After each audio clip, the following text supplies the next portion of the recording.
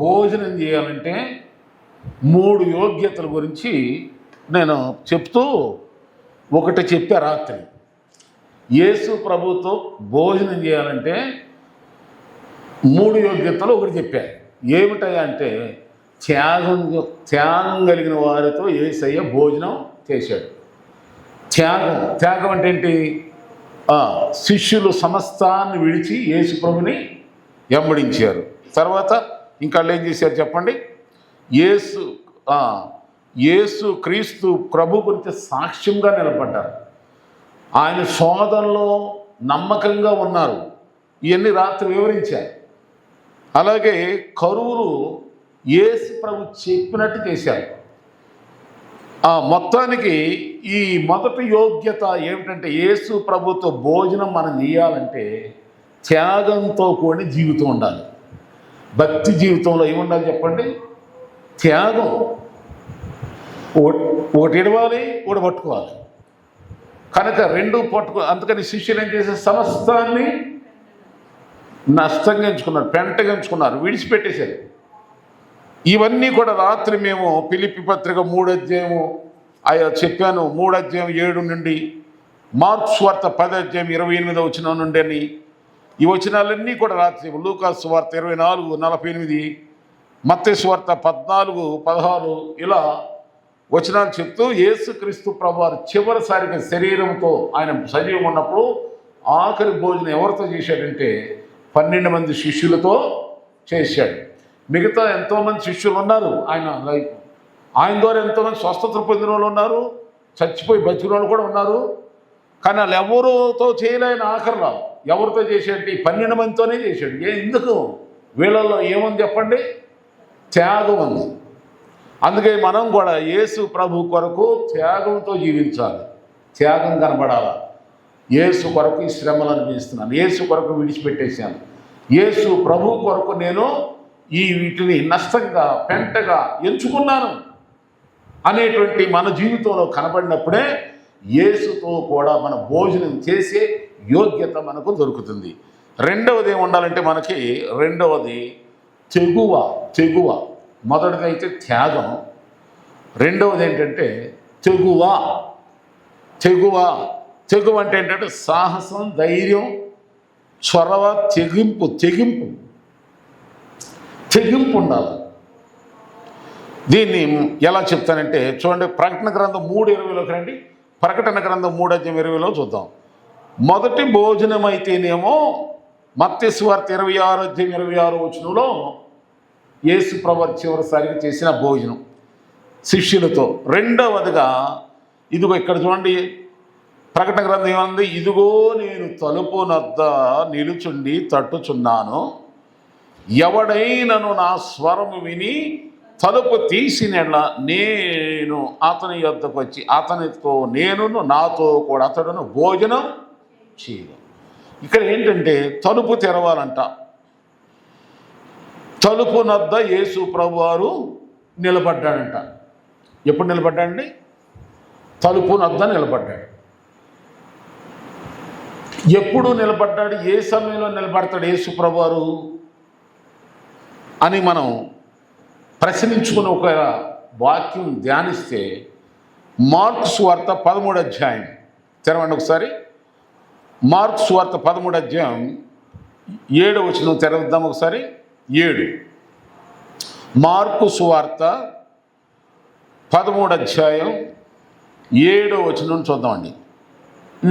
మీరు యుద్ధములను గూర్చియు యుద్ధ సమాచారమును గురించి వినినప్పుడు కలవరపడకండి. ఇవి జరగవలసి ఉన్నది కానీ అంతం వెంటనే రాదు. జనం మీదకి జనమును, రాజ్యం మీదకి రాజ్యము లేచును. అక్కడక్కడ భూకంపాలు కలుగును, కరువులు వచ్చును. ఇవే వేదనలకు ప్రారంభము. 29లో ఏమంటే ఆ ప్రకారమే మీరు ఈ సంగతులు జరుగుట చూసినప్పుడు 29లో ఉందమ్మా. మీరు ఈ సంగతులు జరుగుట చూచినప్పుడు ఆయన సమీపమునే ద్వారము దగ్గర ఉన్నాడు. తెలుసుకోండి.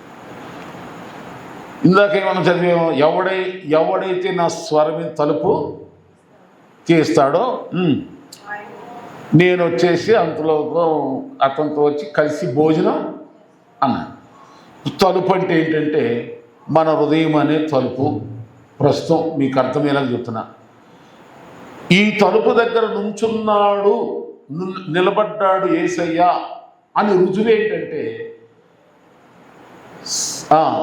దేశంలోనంట ఏం జరగటం వింటాం, మనం చూస్తూ ఉన్నాం. ఏం చూస్తాం? యుద్ధాలు, తర్వాత కలవరాలు, కరువులు, తెగుళ్ళు, భూకంపాలు, ఇవన్నీ వింటున్నాం. టీవీల్లో కూడా మనం చూస్తున్నాం. ఈ జరుగుట మీరు చూసినప్పుడు నేను ఎక్కడున్నానంటాడు? మీ గుమ్మం దగ్గరే, మీ ద్వారం దగ్గరే నేను ఉన్నానని తెలుసుకోండి. అంటే ఇప్పుడు ఎక్కడున్నట్టు యేసు ప్రభువు మన ద్వారం దగ్గరే ఉన్నాడు. మనం ఏం చేయాలి మరి? ఇప్పుడు తలుపు తెరవాలి. తలుపు ఇంటికి వెళ్ళి మీతో ఆ తలుపులు కాదు, ముందు వినండి. ఈ తలుపు హృదయం అనే తలుపు పొందినండి. అసలు మానవుని జీవితాన్ని, మానవునికి తలుపులు, అసలు మన శరీరంలో ఏమైనా తలుపులు ఉన్నాయా? మనకు తెలియదుగా. బైబిల్ ఏం చెబుతుందంటే మన పెదవుల ద్వారం అని ఉంది. పెదవుల ద్వారం అంటే మన నోరే ఒక ద్వారం. నోట్లోకి ఏమి వెళ్తుంది చెప్పండి? ఈ గుమ్మంలో నుండి, ఈ ద్వారం నుండి ఏమి వెళ్తుంది? భోజనం. మళ్ళీ ఈ ద్వారంలో నుండి బయటికి వస్తాయి మాటలు. కనుక ఇదొక ద్వారం. మానవ శరీరంలో నవరంధ్రాలు ఉన్నాయి, తెలుసా? నవరంధ్రాలు, 9 రంధ్రాలు లేక 9 పవిత్ర ద్వారాలు అంట. వాటికి కూడా పవిత్రమైన 9 ద్వారాలు, పవిత్ర ద్వారాలు. అనగా ఈ చెవి ఒక ద్వారం, ఈ ముక్కు ద్వారం కదా, మీకు అర్థమైన కళ్ళు ఒక ద్వారం. కనుక ఈ ద్వారం అంటే దగ్గరే ఉన్నాడంట యేసయ్య. ఎక్కడున్నాడు? ఈ చెవి ద్వారం దగ్గరే ఉన్నాడు, ఈ నోరు ద్వారం దగ్గరే ఉన్నాడు, ఈ కన్నుల ద్వారం దగ్గరే ఉన్నాడు. ఇంకెక్కడున్నాడు? మన నవరంధ్ర ద్వారాల దగ్గర యేసు నిలుచుండి తడుతున్నాడు. ఇప్పుడు మనం తలుపు తీయాలి. ఎలాగా? మొదటగా ఈ నవరంధ్రాల్లో, ఈ నవద్వారాల్లో మొదటి ద్వారం ఏంటంటే బాగా పెదాల ద్వారం. ఏం చెప్పండి? పెదవుల ద్వారం. ఈ పెదవుల ద్వారాన్ని మనం తెరవాలి. దేనికి తెరవాలో ఒక 5 విషయాలు మీకు త్వరగా చెప్తా చూడండి. యెషయా గ్రంథం 26:2లో, యెషయా గ్రంథం 26:2 ఏముందంటే సత్యమును ఆచరించి నీతి గల జనం ప్రవేశించినట్లు ద్వారాలను తెరవండి, తీయండి. అంటే చాలామంది సత్యం ఏంటో తెలియక, దేవుడెవరో తెలియక, అసలు వాస్తవం ఏంటో ఎరగక చాలామంది పైకి గంభీరంగా కనిపిస్తున్న వాళ్ళలో ఏదో ఒక అశాంతి. అసలు సత్యం అంటే ఏంటి? సత్యదేవుడు ఎవరు? నిజదేవుడు ఎవరు? మంచి దేవుడు? అసలు అయోమయ పరిస్థితిలో ఉంటారు. అలాంటి వారు అలాంటి నీతి గల, అంటే అట్లా అన్వేషించే వాళ్ళు ఎవరంటే నీతి కలిగిన వాళ్ళే అన్వేషిస్తారు. నీతి లేని వాళ్ళకి ఉండదు అలాంటి ఆలోచన. వాళ్ళు ఏ మతంలోనూ, ఏ కులంలోనూ, ఏ ప్రాంతంలోనూ, ఏ దేశంలోనూ ఎవరైనా పేద సాధన లేదు. వాళ్ళు అలా ఆలోచిస్తున్నారు నీతి కదా. వాళ్ళంటి వాళ్ళు ప్రవేశించినట్లు, పరలోకం ప్రవేశించినట్లు, మందిరంలోనికి వచ్చినట్లు, దేవునిలోనికి వచ్చినట్లు, బాప్తిసంలోనికి వచ్చినట్లు మనం ఏం చేయాలంట? మన ద్వారం తెరవాలి. అంటే మన నోరు తెరిచి అలాంటి వారిని కనుగొని సత్య మార్గాన్ని చెప్పాలి, నీతి మార్గాన్ని, నిజాన్ని చెప్పాలి. ఇది మొదటి ద్వారం. అందుకు తెరువు నోరు, అందుకు తెరవాలి నీ ద్వారం.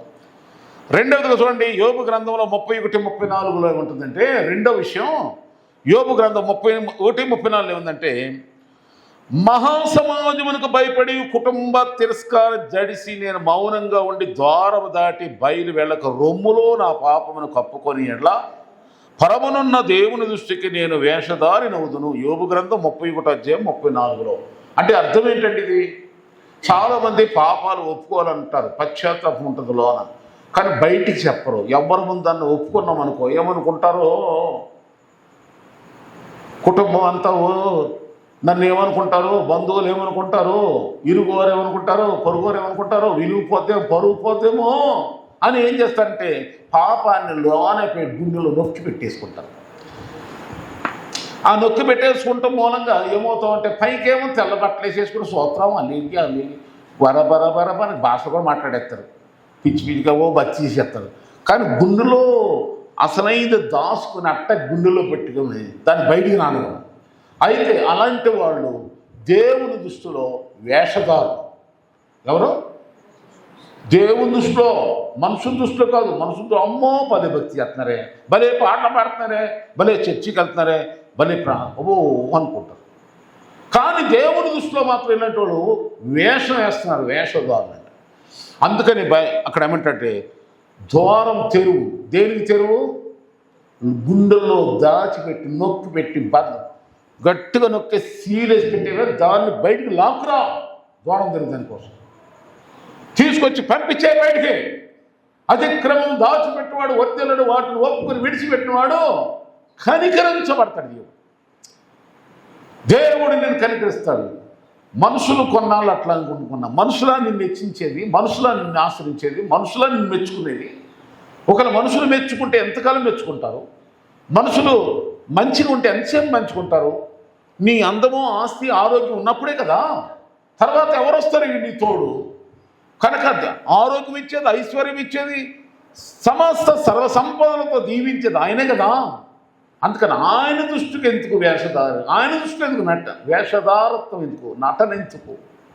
అందుకే నోరు తెలిసి ప్రభువా నేను నీ ఎదుట నా పాపను ఒప్పుకొనుచున్నాను, కప్పుకోవట్లేదయ్యా బయటకు నుంచి. అందుకు తెరవు నోరు. మూడవదిగా చూస్తే మన పెదాల ద్వారం ఎందుకు తెరవాలి? ఇదిగో నేను తలుపు వద్ద నుండి యేసుప్రభువు చేత తట్టుచున్నాడంట. కనుక నోరు తెరవు. దేనికి తెరవాలి? నీతి నిజాయితీ ఎక్కడుందని జనాలు ఎదురు చూస్తున్నారు చాలామంది. వాళ్ళని కనుగొని వాళ్ళకి చెప్పు సార్, వాళ్ళ కోసం నోరు తెరవు. రెండవదిగా నీ గుండెల్లో దాచిపెట్టినటువంటి ఆ పాపాన్ని బయటికి నెట్టేటకు నోరు తెరవు. మూడవదిగా చూడండి ఇక్కడ ఏమనుందో. మూడవదిగా సామెతల గ్రంథం 31:8-9 చదవండి. సామెతల గ్రంథం 31:8-9 మోగవారికి దిక్కులేని వారందరికీ న్యాయము జరుగునట్లు నీ నోరు తెరువుము, నీ నోరు తెరిచి న్యాయముగా తీర్పు తీర్చుము, దీనులకును శ్రమపడే వారికి దరిద్రులకు న్యాయం జరిగించు. ఏం చేయాలమ్మా? న్యాయం. చెప్పండి, దేనికోసం నోరు తెరవాలి? న్యాయం కోసం నోరు తెరువు. న్యాయం కోసం నోరు తెరువు. న్యాయం ఎటువైపు ఉంటే అటే మాట్లాడు. న్యాయం కోసం ఎప్పుడైతే నువ్వు నిలబడ్డావో దేవుడే నీ పక్షంగా ఉంటాడు. నీ నోరు తెరుస్తున్నావా? కొంతమంది ఎలా ఉంటారంటే ఎటు బలం ఎక్కువ ఉంటే అలా మాట్లాడతారు. యేసు ప్రభువుని సిలువేసేటప్పుడు కూడా తీర్పు ఎలా వచ్చింది చెప్పండి? వాళ్ళ కేకలే గెలిచిందంటే. ఎవరి కేకలు? సిలువేయి సిలువేయి సిలువేయి సిలువేయి అని అరిసేవారి కేకలు గెలిచి యేసు ప్రభువుని అన్యాయంగా తీర్పు శ్రమలు పాలించారు. అలాగే ఈ దినాల్లో, రోజుల్లో ఎక్కడ చూసినా ఎవరు బలం ఎక్కువ, వాళ్ళ దుష్టులవని, దుర్మార్గులని, మోసగాళ్ళని, దొంగలవని, దోచుకునే వాళ్ళని, వాళ్ళ పక్షంగా 10 మంది ఉన్నారనుకోండి, వాళ్ళు ఏదంటే అదే నిజం. ఎవరో నీతి కలిగిన వాళ్ళు ఇక్కడ ఉన్నారనుకోండి తెలిసి అక్కడి నుంచో నిలబడు. లేదు లేదో మీరు అన్నది కరెక్ట్ కాదు, న్యాయం అది కాదు.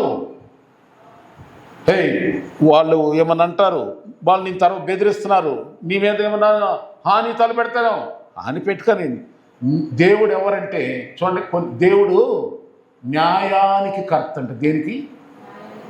న్యాయకర్త దేవుడు. నువ్వు న్యాయం మాట్లాడుతున్నావు వినండి, దేవుడు ఉంటాడు నీ పక్షాన.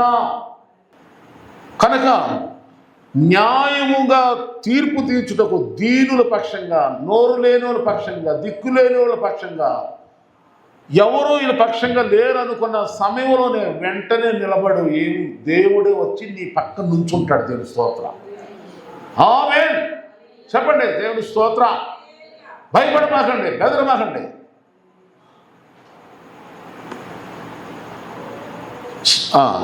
నాలుగోదిగా నీవు నోరు ఎందుకు తెరవాలంటే చూడండి, నోరు మనం ఎక్కడ తెరవాలి? మన నోరు ఎవడైనాను ద్వారం తెరిచినట్లయితే, ద్వారం తెరిస్తే నేను వచ్చి అతనితో భోజనం. మరి యేసు ప్రభు నీలోకి వచ్చేసి మనతో కలిసి సావాసం, ఫెలోషిప్. భోజనం అంటే ఫెలోషిప్, సావాసం చేయాలంటే మనం ఏం చేయాలి? మన నోరు అనే ద్వారం తెరువు. ఇదేంటి చెప్పండి? 119వ కీర్తన 130 వచనం 131 వచనంలో ఉంటుంది. 119వ కీర్తన 130 వచనం ఉందండి. నీ వాక్యం ఎల్లడి అగుడు తోడనే వెలుగు కలుగును, అవి తెలివి లేని వారికి తెలివి కలిగించును. నీ ఆజ్ఞలు ఎందైన అధిక వాంఛ చేత నేను నోరు తెరిచి ఒగుర్చుచున్నాను. నేను 2 వచనాలు చదివాను. 130 కనుక చూడండి, ఒగుర్చుచున్నాడంట అంటే నోరు తెరుస్తున్నట్ట. దేనికోసం? వాక్యం కోసం. అంటే వాక్యానుసారంగా మాట్లాడటానికి నోరు తెరుస్తున్నాడు. వాక్యం కోసం తగతలాడుతున్నాడు. నీ వాక్యమే నన్ను బ్రతికించేది, నీ వాక్యమే నన్ను బలపరిచేది, నీ వాక్యమే నాకు త్రోవలకు వెలుగిచ్చేది, నీ వాక్యమే నాకు జ్ఞానాన్ని ఇచ్చేది. వాక్యం. అయ్యో ఈరోజు ఏం వాక్యం చెప్తాడో పాస్టర్ గారు, ఈరోజు మిస్ అయిందంటే ఒక విలువైన సందేశాన్ని, దేవుని వాక్యాన్ని, ఆ మాటను నేను పోగొట్టుకుంటానేమో. ఈరోజు చెప్పిన మాట మనలో మనకు దొరుకుతలేదు. ఒగుర్చటం, ఆశ, వాంఛ, తృష్ణ, దానికోసం నోరు తెరవాలి. వాక్యానుసారం మాట్లాడటానికి ఏ సందర్భంలో నేను వాక్యాన్ని ఉపయోగించాలి. ప్రతి విషయంలోనూ వాక్యమే మాట్లాడాలి. వాక్యానుసారంగానే మనం మాట్లాడాలి, వాక్యానుసారంగానే ఆలోచించాలి, వాక్యానుసారంగానే మనం అడుగుతాం, వాక్యానుసారంగానే మనం జీవు. అదే దాని కొరకు నీ నోరు తెరువు. ఇక చూడండి, ఇంకా తర్వాత ఏమంటే అపోస్తులు కార్యముల గ్రంథంలో అపోస్తుడైన పౌలు గారు, దానికంటే ముందు చూడండి, యెహెజ్కేలు గ్రంథం తెరవడం ఒకసారి. యెహెజ్కేలు గ్రంథం తెరుద్దామా? 2 అధ్యాయం 5, 6 వచనాలు చూస్తూ 8వ వచనం కూడా ఉంది. యెహెజ్కేలు గ్రంథం 2 అధ్యాయం 5వ వచనం. చెప్పండి, 5వ వచనం 6, 8వ వచనం వరకు కూడా ఉంది. అది ఇక్కడ ఏమన్నట్టు చూడండి, త్వరగా నేను చదివిస్తాను. నరపుత్రుడా, వారు తిరుగుబాటు చేసినట్లు నీవు చేయక, 8వ వచనం అంది ఇది, నేను నీతో చెప్పు మాటను విని నోరు తెరిచి నేనిచ్చే దాన్ని భుజించు అని నేను 8వ వచనంలో. ఇది స్టార్టింగ్ 5, 6 వచనాలు కూడా ఉన్నాయి. అసలు విషయం ఏంటంటే, ఈ ప్రవక్త కాలంలో ఆ ప్రజలంట, మీరు అక్కడ లేఖనాలు ఉంటుంది, అక్కడ ప్రజలంటే ఎలా ఉన్నారంటే బ్రహ్మదండి చెట్లు లాగా ఉన్నారంట. ఎట్లా? బ్రహ్మదండి చెట్లు అనండి. బ్రహ్మదండి చెట్లు అంటే ఎలాగంటే అది దురద చెట్లు. అలాగే తేళ్లలో పాములు మధ్యలో నీవు ఉన్నావు అంటే ప్రజలు అలాంటి ప్రజలు. వారు ఒకవేళ విన్నా వినకపోయినా, వాళ్ళు నా మాటను త్రోసివేసిన, నీవైతే నా మాటను నువ్వు త్రోసేనాక నీ నోరు తెరిచి నేను ఏదైతే నీకు చెప్తున్నానో దాన్ని లోనేసుకొని అందరికీ ప్రకటన చేయి. ఇదే వగర్చటం, ఇదే వాంఛ. నవయాన్న మనలో ఏముండాలంటే వాక్యం ఉండాలి. చెప్పండి, వాక్యం ఉండాలి. ఇది మనలో ఉన్న హృదయం నిండి ఉన్న దాన్ని బట్టి నోరు మాట్లాడండి. అందుకని బాగా బైబిల్ చదవండి, బాగా బైబిల్ నేర్చుకోండి, లేఖనాలు నేర్చుకోండి. ఒక డాక్టర్ గారు మంచి ఆహారం తినండి, ఆరోగ్యం మంచి తెచ్చుకోండి అని ఎట్లా చెప్తున్నాడో, నేను కూడా మీ అందరికీ చెప్తున్నా, వాక్యం బాగా చదవండి, వాక్యాన్ని బాగా నేర్చుకోండి. అందుకనే నేను మీ అందరిని బతిలాడి చెప్పేది ఏంటంటే, నీ చేతుల్లోనే ఉంది వాక్యం. దేవుడు నీ చేతిలోనే పెట్టాడు, దేవునికి మహిమ. కనుక వాక్యం బాగా చదువు, వాక్యాన్ని బాగా ఎరిగి నీ నోరు తెరిచి వాక్యాన్నే ఇతరులతో మాట్లాడు. ప్రభు స్తోత్ర. తర్వాత పౌలు గారంట అపోస్తుల కార్యం, నేను త్వరగా చెప్పేసి వెళ్ళిపోతున్నాను. అపోస్తుల కార్యం గ్రంథం 18:14 ఉంటుంది. సాక్ష్యం చెప్పడానికి నోరు తెరిచాడంట. సాక్ష్యం, తానెవరు? ఇంతమంది సౌలు, ఇప్పుడు పౌలు. గొడవలు అవుతున్నాయి, గడివిళ్ళు అవుతున్నాయి, మతం మారుతున్నాడని. బాబో నేను మతం మార్చట్లేదని చెప్పి తాను ఎలా మారాడో అక్కడ ఉన్నటువంటి యూదులకి తన స్వజనంగానికి చెప్పుకుంటున్నాడు. ఇక్కడ ఫిలిప్ అనే ఇంకొక ప్రవక్త ఉంటాడు. ఆయన అయితే అపోస్తుల కార్యం 8:35 అపోస్తుల కార్యం 8:35 అయితే కొంతమంది ఎలా ఉంటారంటే వాక్యం చదువుతాను ఉంటారు. మనకు తెలిసిన వాళ్ళు అభిమాన క్రైస్తవులు ఉంటారు. కొంత క్రైస్తవేత్తలు కూడా కొంత బైబిల్ చదువుతారు. వాళ్ళకి అర్థం కాదు, చదువుతారు కానీ అర్థం వాళ్ళకి ఏం చేయాలి, మనం అర్థమయ్యేలాట్టుగా. ఇప్పుడు చాలామంది మన బైబిల్ పంచాను చాలామంది, వాళ్ళు చదువుతారు. నేను కొంతమందిని అడిగాను, చదువుతున్నాం కానీ మాకు అర్థం కావట్లేదండి అంటున్నాను. మరి అర్థం కానప్పుడు పక్కన ఎవరన్నా విశ్వాసం వాళ్ళకి తెలియదు అంటారు. అయితే నా దగ్గర రా, నేను చెప్తాను. లేఖనాలు అర్థమయ్యేలాగా ఇతరులకు మనం ఏం చేయాలి, లేఖనాల్ని చెప్పాలి. ముందు మనకు అర్థం కావాలి. లేఖనాలను చాలామంది అన్వేషిస్తూ ఉంటారు. మనం అనుకుంటే క్రైస్తవులమే బైబిల్ చదువుతున్నాం, పాస్టర్ గారులే క్రిస్టియన్సే చర్చికి వెళ్ళే వాళ్ళే చదువుతున్నారు అనుకోమాకండి. చాలామంది ఇతర మతస్థులు కూడా చదువుతారు బైబిల్. మన దేశ స్వతంత్రానికి పాటుపడిన మహాత్మా గాంధీ గారు చెడు చూడకు, చెడు వినకు, చెడు మనకు. తర్వాత మిమ్మల్ని ఎవరైనా ఒక చంపేస్తే మళ్ళీ ఏమన్నా ఉన్నాడు, ఇంకో చంపడు. ఇది ఎక్కడి నుంచి చెప్పాడైనా? బైబిల్లో నుండి చెప్పాడు ఆ మాటలు. అంటే దాని అర్థమేంటి, మన దేశ ప్రధానులు స్వతంత్రాన్ని తీసుకొచ్చిన మహాత్ములు కూడా బైబిల్ చదివారు. ప్రపంచంలో ఉన్న దేశ నాయకులు, అధ్యక్షులు, ప్రధానులు, రాజులు, ఎన్నో వేల కోట్లాది మందికి ఇప్పుడు నేటికి బైబిల్ ఎంతోమంది ప్రతి 3 నిమిషాలకి 30 బైబిళ్ళు, కొన్ని వందల బైబిళ్ళు సేల్ అవుతుంది. ఇప్పటికి అనేక భాషల్లో తర్జుమయ్యి ఇంకా చాలా కావాలి బైబిల్ ఎంత చదువుతున్నా సరే ఇంకా పంచుతున్నారు. ఎందుకంటే ఈ గ్రంథం చదివినాక ఇక ఎవరు వేరే గ్రంథాన్ని పట్టుకోలేరు. నా మట్టుకు నేను చదువుపిచ్చోండి. నాకు ఏదన్నా ఒక ప్రశ్న వచ్చిందంటే ఆ పుస్తకం కొనేస్తాను, ఆ గ్రంథం పట్టేస్తాను, చదివేస్తాను. దాని గురించి తెలిసే వరకు ఊరుకోను. అలా నాలాంటి ఒక చదువు పిచ్చోడికి తెలుసుకోవాలని అనేక గ్రంథాలు విచారించిన తర్వాత నాకు బాగా అర్థమయ్యి ఆత్మీయంగా దైవికంగా ఉన్న గ్రంథం ఏదయ్యా ఉందంటే బైబిలే.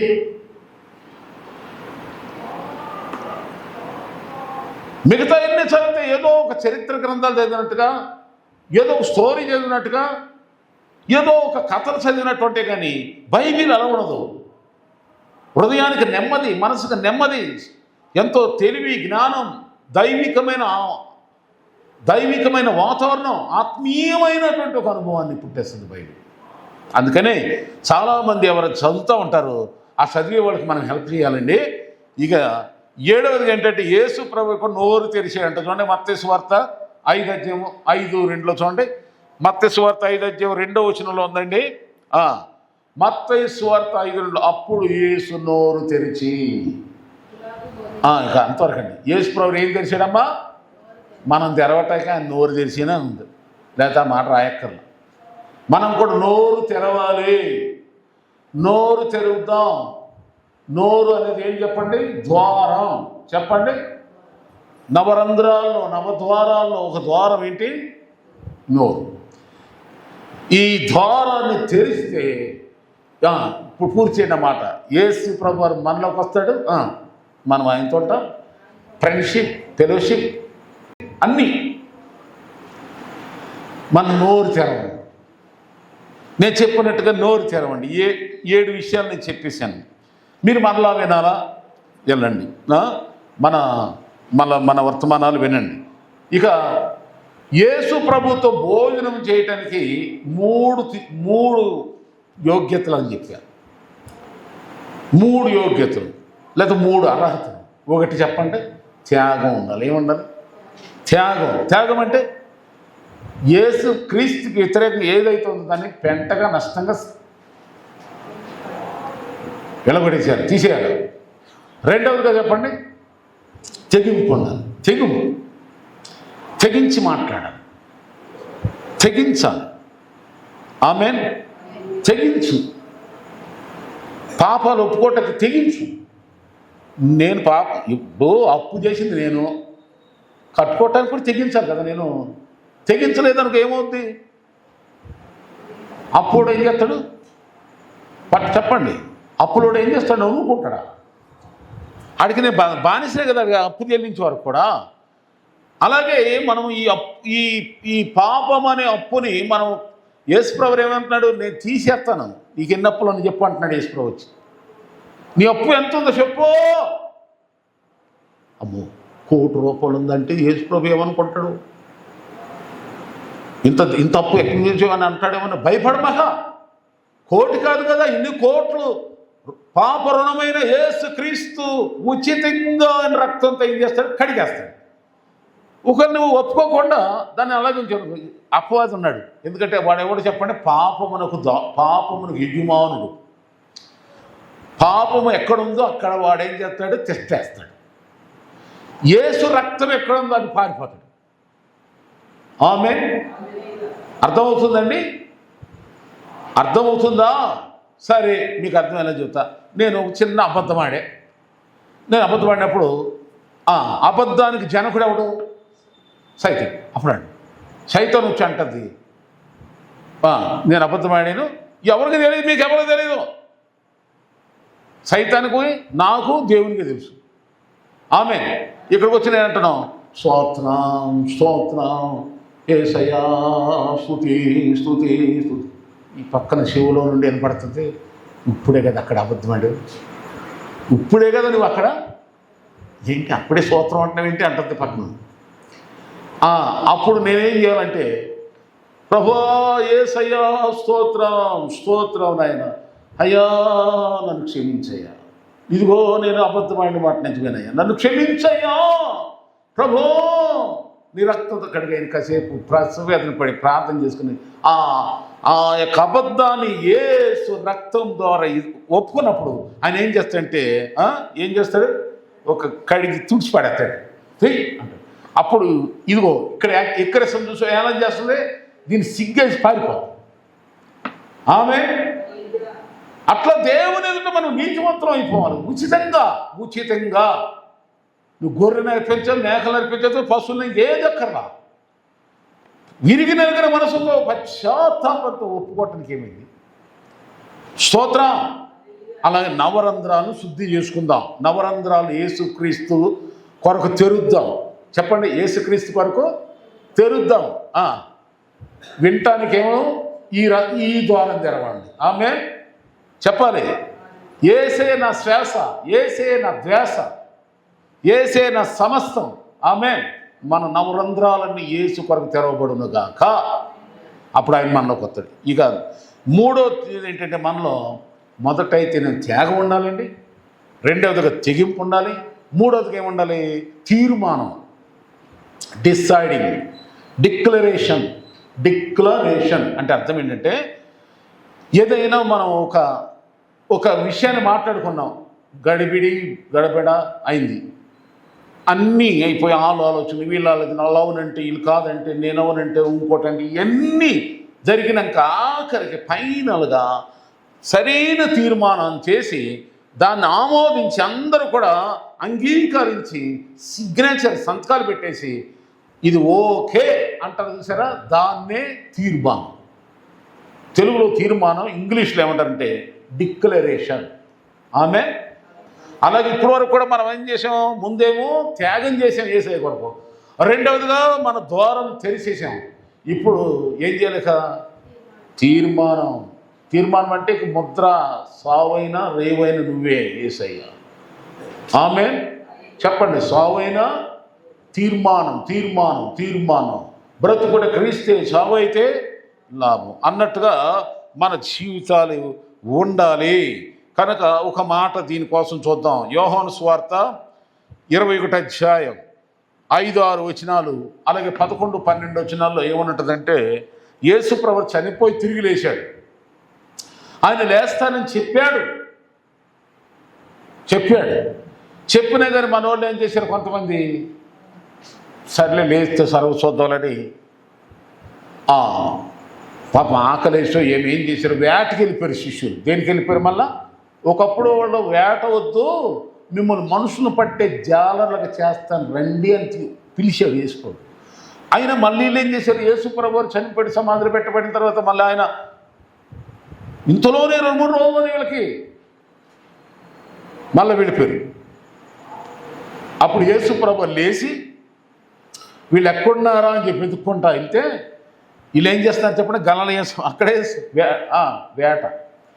అప్పుడు వెళ్ళి, పిల్లలారా భోజనం ఏమైనా తిన్నారా మీరు? భోజనం అంటే అర్థం ఏంటి, ఆకలి తట్టుకోలేక వెళ్ళారు. తిరిగి మళ్ళీ ఆ వృత్తిలోకి వెళ్ళాలని అన్నా భోజనం లేక పాపం వెళ్ళారు.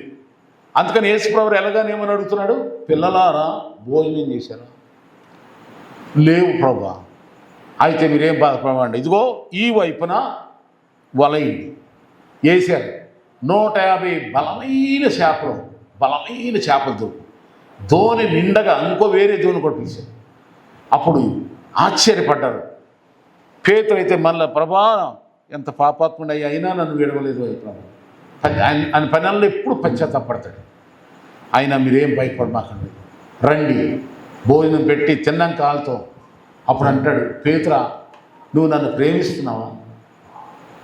పేతురు నువ్వు నన్ను ప్రేమిస్తున్నావా అంటే, అప్పుడు నేను నిన్ను ప్రేమించుతున్నట్టు నీకే తెలుసు ప్రభా, నీకే నువ్వే ఎరుగుదువు కదా అంటాడు.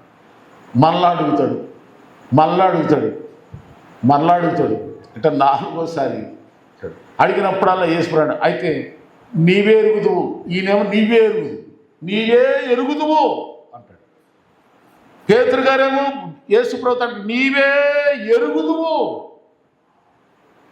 కానీ యేసయ్య అయితే నువ్వు నన్ను ప్రేమిస్తున్నావు. అప్పుడు యేసుప్రభువు నన్ను ప్రేమించుచున్నావని రుజువు ఏంటంటే, నా గొర్రెలను మేపు, నా గొర్రెలను కాయి. గొర్రెలను మేపు, గొర్రెలను కాయి అంటే సంఘాన్ని మేపు, వాక్యంతో మేపు, ప్రార్థనతో కాయి. ఆమె విన్నారా? మీ సేవకులుగా మేము ఏం చేయాలి, మిమ్మల్ని వాక్యముతో మిమ్మల్ని మేపాలి. ఇది మేము పెట్టే ఆహారం. అలాగే కాయాలి. మీ కొరకు ప్రార్థన చేస్తూ ఉండగా మాకు దేవుడు బయలుపరుస్తూ ఉన్నాయి నుండి అలర్ట్ చేస్తూ ఉంటాం. అమ్మా ఎలా ఉన్నారు, అయ్యా ఎలా ఉన్నావు, బాగున్నారా? లేదా ఒక్కో సమయంలో వెళ్ళురా అంటే వెళ్ళంటే వచ్చేస్తాం, చెప్పకుండా ఇంటికి వచ్చేస్తాం. ఇది మా పని. ఇది ఎవరిని మేము ప్రేమించినట్టు అవుతుందంట? చెప్పండి యేసు ప్రభుని. మరి ఇక్కడ వీళ్ళని ఏం చేయమన్నాడు యేసు ప్రభువు? ఆ వలయమన్నాడు. వీళ్ళకు ఒక తీర్మానం. అప్పుడు ఏం చేశారంటే ఒక తీర్మానం అయిపోయింది వీళ్ళ పని. అయ్యా ఇప్పుడు వరకు మనం ఏదో అనుకున్నాం, శరీర రీతిగా ఆయన శ్రమలు అనుభవిస్తున్నప్పుడు, అద్భుతాలు చేసినప్పుడు ఒకలాగా అనుకున్నాం. ఆయన నిడవలేదు, ఆయన నెమ్మడే ఉన్నాం. కానీ మనలోనే ఒకడు పోగొట్టుకున్నాడు. ఎవడు? యూదా ఇస్కరియోతు పోగొట్టుకున్నాడు. ఆవిడ అనుమానించాడు ఒక ఆయన, ఎవరైనా తోమ. సరే ఇక వద్దిక ఫుల్ డిసైడ్, ఈయనే మెస్సయ్య, ఈయనే దేవుడు, సావైనా రేవైనా ఈయనే అని మొత్తం పరిపూర్ణ తీర్మానం చేసేసుకుని యేసు ప్రభు గారు సావటానికి నిలబడ్డారు. ఇక ఆమె డిక్లరేషన్ చేసుకున్నారు. అప్పుడు యేసు ప్రభు అలా డిక్లరేషన్ వరకే వాళ్ళతో కలిసి ఏం చేశారు, ఆఖరిగా ఆయన ఇక అక్కడి నుండి ఆరోహణుడు అయిపోయాడు. చూసారా? కనుక దేవుని బిడ్డలారా, నీవు నేను అలాంటి గట్టి తీర్మానంలో ఉందాం. మనం ఎవరినో ఆలోచనక అయిపోయినాక మన అనుమానాలు తీర్చుకోవాలి, మన సందేహాలు తీర్చేసుకోవాలి. ఎంతకాలం సాలీసాలని భక్తి, ఎంతకాలం అనుమానం భక్తి, ఎంతకాలం ఉడికి ఉడకని అన్నాం, ఎంతకాలమో ఇద్దరు యజమానులకు దాసుడికి, ఇటు లోకంలో ఇటు మనుషులకి. ఆ పండుగ వస్తే ఈ పండుగ చేయాలి, ఈ పండుగ వస్తే ఆ పండుగ చేయాలి, అటు ఉండాలా ఇటు ఉండాలి, అలవాటు నేను ఎంతకాలం ఈ యొక్క రెండు తలంపుల మధ్య తనబాటు వద్దు. గట్టిగా ఒక డిక్లరేషన్లోకి రండి.